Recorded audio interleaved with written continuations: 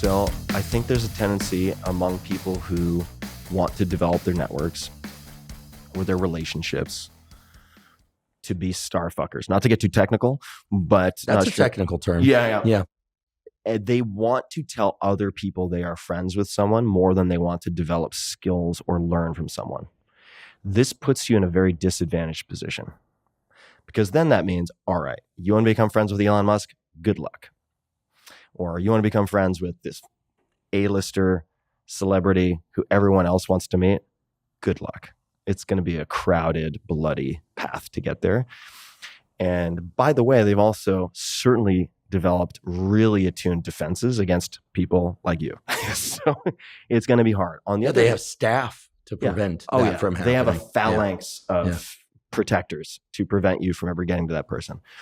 On the other hand, if you're approaching it from the standpoint of developing skills, learning, and actually becoming potential friends with someone, I'll give you an example.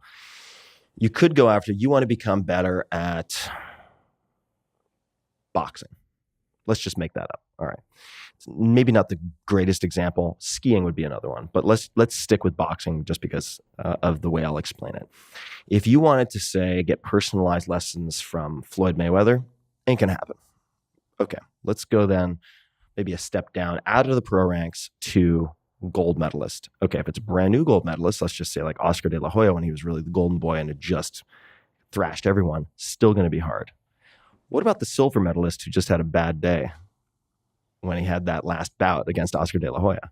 Potentially, right? From a technical perspective, from a personal connection perspective, you may have more in common with that person or a bronze medalist, and they can get you 70, 80, 90% of the way there. And by the way, you probably don't have the physical attributes to make it to 100% anyway, if you're coming to it this late. And you could get, in many cases, one-on-one lessons, whether in person or virtually, with someone who is of that caliber. They're in the same front of the pack as the names I just mentioned, maybe not as famous. $100, $200 per hour. Mm-hmm. For a lot of people, that is within reach. Mm-hmm.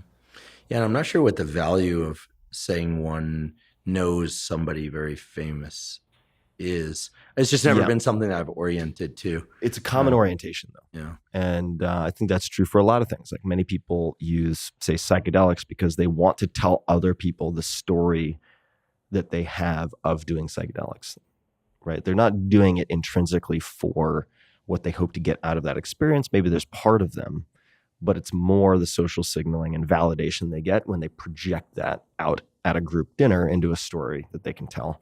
And that's true for many things. So one of the questions I ask myself with all sorts of things, if I could never talk about this, would I do it? What a great right thing to think about. Right? Like if I could have, let's just say we didn't know each other and I was like, okay, I'm earlier in my career. Let's apply some constraints. So I'm not where I am. I still want to do A, B, and C in the public eye. Maybe I want to build a podcast, whoever. If I could meet with you, but I could never tell a soul, would I do it? I don't know. Would you? I would. Thank you. I would. Right. But I would too. But for a lot of folks, if they meaning I'd meet with you. I'm not saying I'd meet with me. By the way, I'd meet with me. Believe me, I meet with me all the time, and sometimes it's pretty unpleasant. Yeah, and that can be applied to all sorts of things, right? It's like, and it's a useful question because I ask myself this for examining your motivations.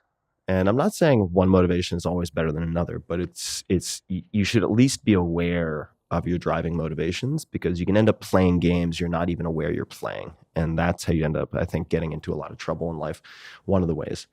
So that would be a question I might apply. I apply other questions. Like there's a great question that Seth Godin applies, who really I admire tremendously and has built an incredibly unorthodox, unique life for himself and his family. He's zigged when everyone would expect him to zag, and he always has a defensible logic behind it. And much like Derek Sivers, but most people have probably heard the hypothetical question like, "What would you do if you knew you couldn't fail?" Right? Or "What would you do if you couldn't fail?" And Seth turns that around. I think that's a good question, but he turns around and he said, "What would you do if you knew you were going to fail?" In terms of identifying what you would do for the process. Like, what would you do if you knew it was going to fail? Okay, you're considering these 5 different projects. Let's say they're all going to fail, but you still have to choose one of the 5. Which would you choose? That's a great question.